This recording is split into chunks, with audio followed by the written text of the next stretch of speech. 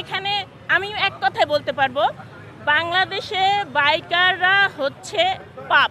আপনি বাইক কিনছেন মানে পাপ করছেন। এই পাপের জন্য আপনাকে যতবার রাস্তায় বের হবেন ততবার হ্যাসেল হতে হবে। ধন্যবাদ। এই বিষয়টা কি আয়কর, তাই না? তো একটা মানুষ যদি হায়ার সিসি বাইক কিনে, ধরেন 350 বা 300-400 হায়ার সিসি যতটুকু পারমিশন আছে, এই যে বাইকটা যদি বাংলাদেশে হয় তাহলে সে কি ওই হায়ার সিসি বাইক দিয়ে ইনকাম করবে?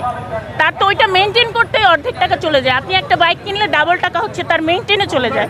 সেখানে কিভাবে ডাবল ট্যাক্স দিয়ে আবার ট্যাক্স দিব? মানে 1 লাখ টাকা যদি বাইকের দাম হয়, সেখানে 3 লাখ টাকা দিয়ে আমরা কিনি সেই বাইক, দেন আমরা বিআরটিএতে টাকা দিই, দেন আবার আমরা পুলিশের হয়রানিও হই। আমরা চাই যে আমাদের অধিকার আমরা যতটুক সরকারকে দেবার ততটুক দিয়েছি, আমরা আর দিতে পারবো না। আপনার কি কখনো এরকম মনে হয় আসলে? যেহেতু আমরা বাইক কেনার সময় দ্বিগুণ পরিমাণের চেয়েও বেশি আমরা কর দিয়ে এসেছি, আমরা ট্যাক্স দিচ্ছি, ইভেন আমরা প্রতি 2 বছর অন্তর এটা রিনিউ করে যাচ্ছি।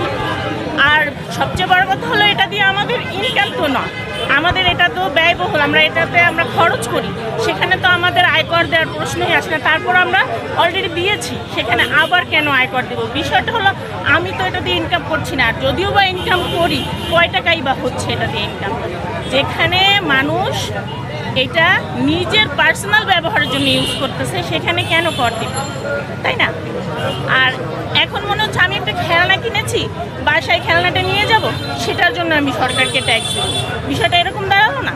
তাহলে কেন? আমরা কোনো দলের ব্যাপারে কথা বলতে চাই না, যে সরকারই থাকুক না কেন ক্ষমতায়, আমরা চাই আমাদের ন্যায্য পাওনাটুকু। আমরা ট্যাক্স একবার দিয়ে নিচ্ছি না, বারবার দিয়েছি, কেন আবার সেখানে জুলুম হবে? আমরা এটা থেকে মুক্তি চাই।